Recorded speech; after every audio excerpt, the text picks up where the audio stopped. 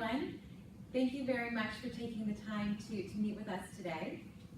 I'm very excited today to share some background on MSCI and how MSCI can add value and help grow USA's business.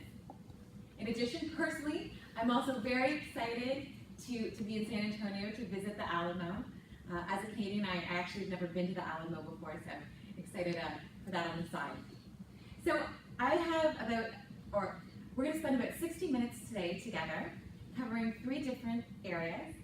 Firstly, I'm going to share a little bit about who MSCI is and our market position, and a little bit of background and what areas we are market leaders. Second, I'm going to share MSCI's expertise within the ETF industry and some statistics on our current ETF partnerships. And third, I'm going to share some information on our factor expertise, our factor index expertise, as our hope, as you know, is to partner with USAA on some multi-factor strategies. Okay, let's get started.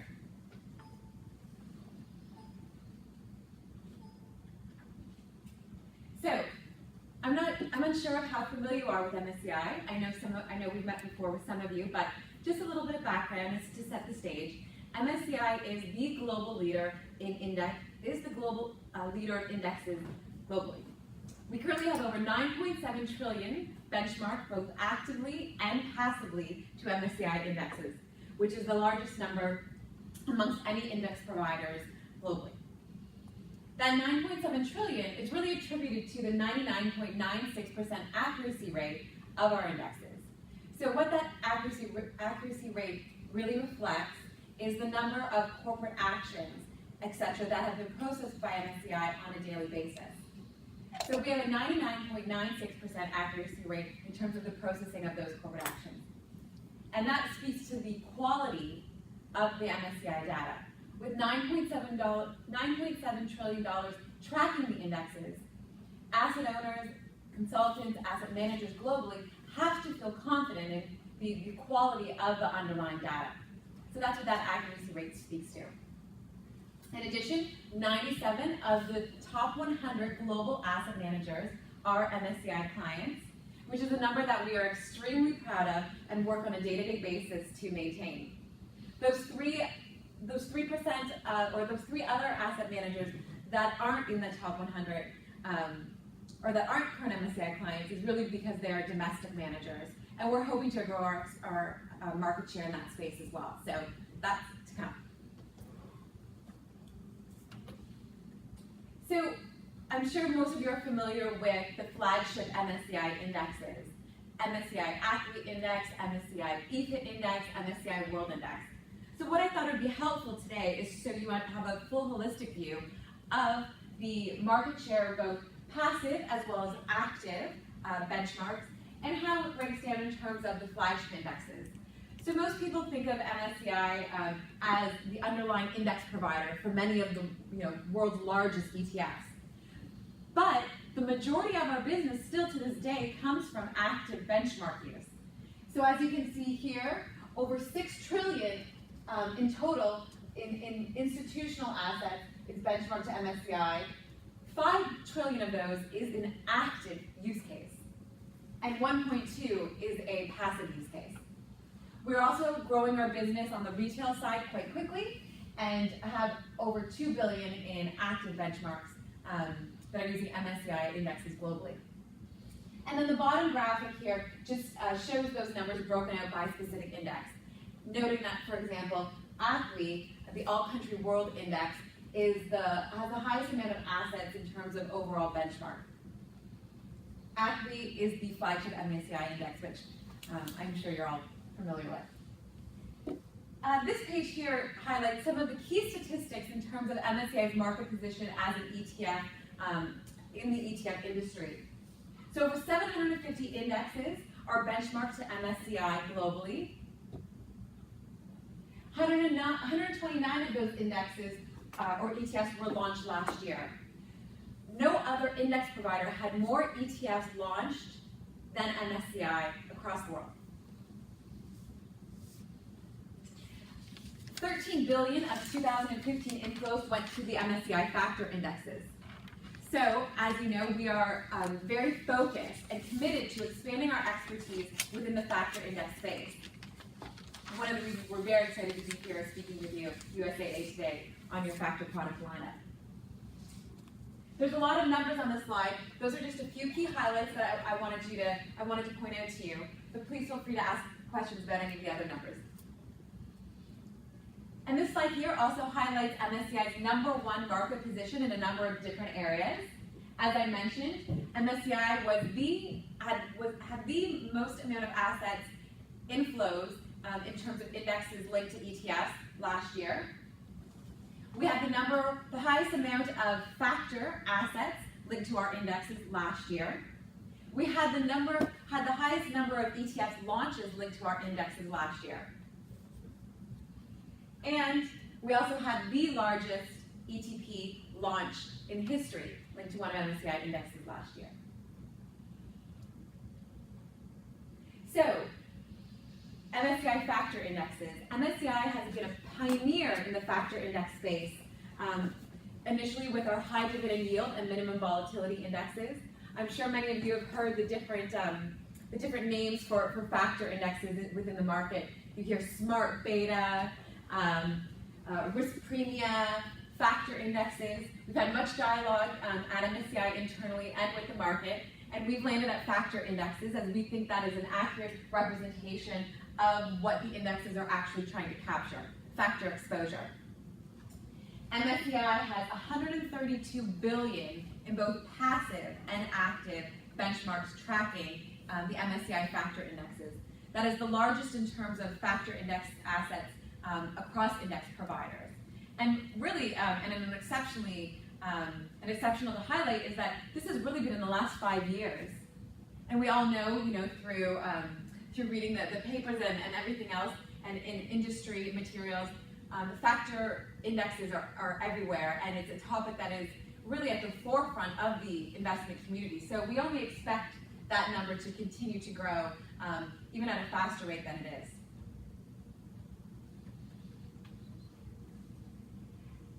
The basis of MSCI's expertise and growth within the factor index space has really been a product of our dedicated research and in the area. We have a global equity team that is specifically mandated to go out and meet with the largest global asset owners and consultants and get their feedback in terms of factor index construction. In doing so, we really have developed the premier set of factor indexes that have had a tried and tested methodology. Okay, I'm going to wrap up the presentation there. Great, and take some questions. What questions do you have? Derek. April, how do you support the ETF sponsor sales team? Great. Thanks, Derek. So what Derek's asking is, as an index provider who partners with ETF sponsors, how do we support and promote the use of those ETFs in the market? And so, Derek, we do that in many ways. We have factor index fact sheets, we have webinars, we have dedicated research papers, investor insights. So really, we look to support the indexes any way that we can. We can't go out and promote the ETF specifically, but we can promote the indexes. Does that answer your question? Yes. Great. Yes. So if MSCI is so great, why then did Vanguard switch index providers? So why did Vanguard move from MSCI to FTSE and CRSP a few years ago is the question. And interesting to note about that specific case was that when Vanguard did decide to move from MSCI to FTSE, the repercussions of that move was actually completely opposite of what they intended to do. So the numbers show that when Vanguard moved, the inflows actually went to MSCI versus Vanguard. So the decision for them was made in isolation based on cost, and they didn't involve MSCI in the consideration. So it actually has worked out in MSCI's best interest. Valerie. Why would an ETF sponsor use an index provider versus creating their own index? So Valerie's asking, why would an ETF sponsor want to partner with an index provider versus doing a self-index? And Valerie, for a number of reasons. Most important though is that there is a demand in the market to have a third-party index provider, someone that's neutral from the actual fund sponsor. So as MSCI is not involved in the actual management of assets, we're completely neutral from the ETF sponsor. Second, MSCI brings a committed level of transparency to our methodologies that is appreciated within the market as well. I'm going to follow up with you afterwards, Sherwood, on your question. So to wrap up today, really wanted to highlight that MSCI is the premier index provider globally in terms of both market cap as well as factor indexes.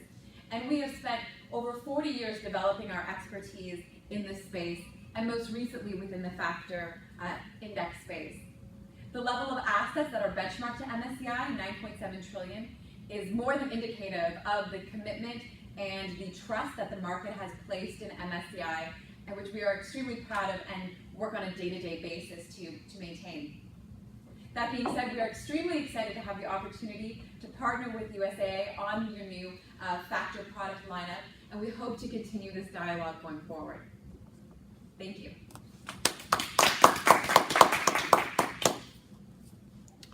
Tell us what went well. I think it felt natural.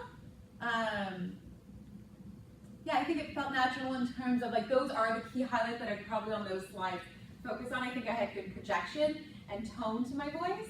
It felt pleasant because I like talking about that stuff, so hopefully that comes across.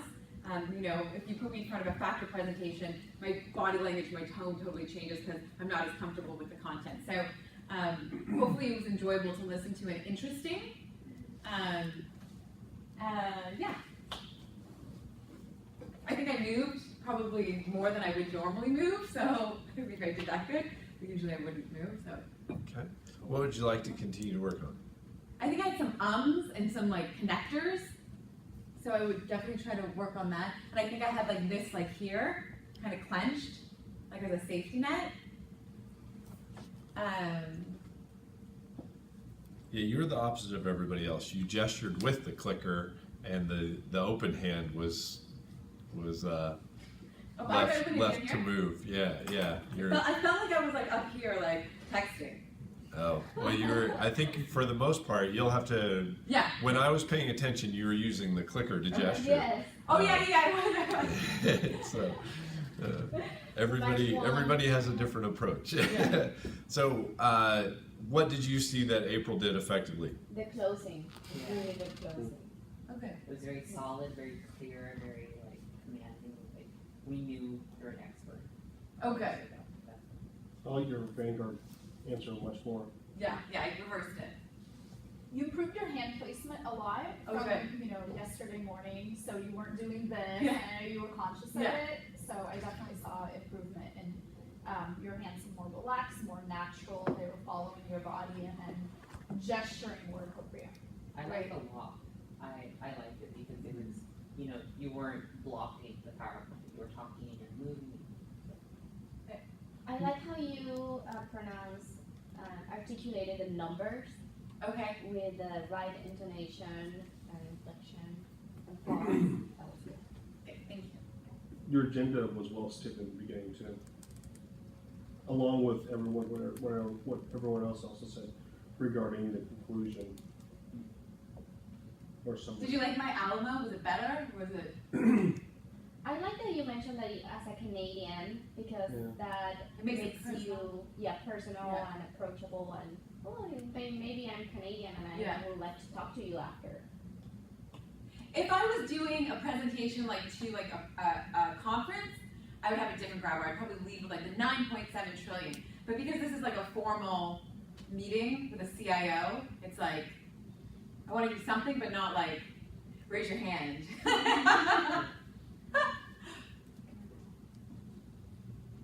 You kept repeating 99.6%, I know. which I liked because Really? yeah, I felt like I did too many times. because it was. I think you said it 3 times, which is like the golden, Okay. the golden time. So just thinking about the Alamo. So I'll be honest, I'll confess, I thought the Alamo grabber is a little bit wonky in that it's like, Kind of like why you're saying that?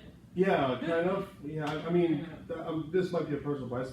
I would, if anything, a grabber, because it's USAA and because it's got a long history in the military, Yeah. maybe make something to make an analogy towards that, just so, you know, Can I say something like we were just in West Point? I was just at West Point. that would be great, yeah. Interestingly enough, I was actually just last month at West Point, so it's exciting to be here.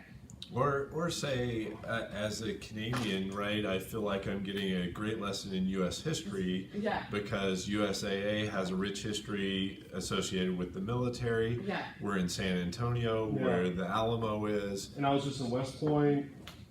Yeah, so I think something like that. I keep working on the grabber. Okay. Because I Maybe think, let's kick that to Alamo. Mine was gonna be less, cause I thought like, we're talking about a very formal subject, and then, like, I heard someone, I had to go on a job interview after college in Houston, and they're like, when you think of, and so we we're talking about very like professional, very formal subjects, and then they asked me like, when you think of Texas, what do you think of? And I said barbecue, and then that kind of like lightens up the mood, and I think saying something like the Alamo or barbecue or something like a quirky thing about Texas makes it kind of softer, because you are talking about something very professional, very like solid. I like the military bit more with West because like that's their whole market niche, right? I mean, you look Yeah, at, remember, it's I mean, they're all about, you know, patriotic, you know, serving, helping veterans do, you know, do best in terms of their financial investment, whatever. great, thank you. what would you like to see April continue to work on? I would say the 3-second rule for eye contact, you tended to jump a little bit Oh, yeah. around, so. Yeah, that's no, because I wasn't, that wasn't on my, like, top of my head. And then also, I know you checked in with some of the questions, but and I know I had the hostile question, but you didn't say like, does that make sense or anything? You kind of went off to the other to whoever was next. And you didn't check, I think, with Valerie either. I know that. I'm I not had sure. not raised my hand when you asked me, like, Valerie, I was like, Oh, really? Oh, I thought you were. Yeah, that's right. That's Call right. people I thought you just You're made on eye your toes. contact, so I didn't see you raise your hand on that. That's all. Sure you're on your toes. No slipping in my presentation. I saw that at the beginning your pace was very even, very, you know, well paced. Yeah. And then as soon as you got into the facts and figures, which it was evidently clear that you knew backwards and forwards, Yeah. you got excited, and from that, this pace kind of sped up a bit. Okay. I really had no sense of like what time it was. That's why I didn't know. I was like, am I talking too much? Oh, yeah. Yeah. in that slide, and I know that we use that slide a lot, that was Which one? created by marketing, the one that has the numbers and That? that one. So I noticed that with Derek's presentation too, you were only talking about the left side and not the award. No, I talked about this. Yeah, I know. I never talk about this. Then why would you have it there? I don't know. I don't know. You know, I never left that part of the slide either. Well, it's just kind of like it's like in the industry cementing that we are the leader. But well, I don't make these slides. and I know, those are the slides that we also use when we have Black presentations. But I noticed that Derek didn't mention anything about the awards either. So I wonder, like, if we don't mention anything about it, should we even have it there? I know, and it's almost like who's actually reading that? It's like it's too much text. Yeah. Yeah, if you're not, my rule is if you're not speaking to it, it shouldn't be on the slide. Yeah. I would almost say for Derek's presentation, just take all that stuff on the right-hand side off, because there's no way college kids could read the ETF stuff anyway, ETF.com. The graphs on the left would definitely be interesting to speak about. And I would say they're even more powerful if you use them one per slide, right? 97 of the top 100 global investment managers are MSCI clients. That's a slide, right? 9.5 trillion benchmarked, that's a slide. So that Okay. that would be my preference, but Okay. you know, I know we're not in a perfect world. So, what else? What else would you like to see April continue work on? One thing that I noticed is that filler words crept up during Q&A session. Okay. So you're very poised and organized, and you have like your script that you're talking to during content, but during Q&A, it was a lot more. Like the difference was noticeable with the so and Okay. I mean, we all do it probably. Yeah. But No, thank it's you. more It's noted. conversational. The call to action, and I know, I get it because you're gonna be there with Diana, and it's gonna be more of a ongoing discussion and consultation than anything. So there's not really, you can't just go ask for the trades first, so to speak, or ask for the sale. But for the sheer purpose of this exercise, I didn't see it clearly say call to action. Yeah, my call to action in real life would be like, we're gonna follow up with them on the index metrics report. Yeah, So, but in this my call to action was just like, we look forward to continuing the dialogue. Okay. Yeah, I would say continue working on the grabber. Take that closing because that was spot on. Okay. Figure out how to use something very similar to that for your opening. Okay. When you state the agenda, Yeah. go with that content because that closing was the example of what we want. Yeah. Great. We talked about the one hand gestures. You danced a bit this Really? time. Yeah. Where you kind of got to, yeah, there, yeah. And I would say tell them that the numbers are provided in the deck. If you're not speaking to a bunch of stuff on the screen, Yeah. then people get nervous if they don't get to read it all and see it all. But if you tell them it's in the deck that they have as a Okay. handout, then they can relax and say, okay, I can go back and look at that later if Okay. I miss it. Slow the pace from time to time to provide some emphasis, and I think slowing down will really show your expertise level. Okay. So your speed generally gives you a good enthusiasm Yeah. about the topic and gives good energy, but sometimes we need to back Take it off a down. little bit Yeah. and slow down and show that you're more comfortable with the information than just kind of, go, right? Okay. I don't think most people can quite match your energy, right? You're a high energy person, and that's great. Sometimes you need to bring it down for the audience a little bit. Okay. Okay. You did get a bit repetitive in the beginning with the 99.96 and the 9.5, and we bounced back and forth between. And actually, you said 9.7 several times. Because we have a new slide. Okay. It's 9.7. But they're That going to was be, 9.5. part of your audience Credibility. is going to be, Totally. a bit anal about that, right? Which is it? Why is it Yeah, the why slide she that- doesn't know what stuff. Right, so a little careful there. Bring the audience in while you're answering the question. You were tractor beam to whoever asked the question, Okay. so bring the rest of us in. And I think I don't think you did the closing before Q&A. I think you I didn't. kind of freaked out when I held up the 2 minutes. So we want to make sure we don't miss that opportunity to do that closing before and after the Q&A. That's important. So Okay. we want to make sure we practice that.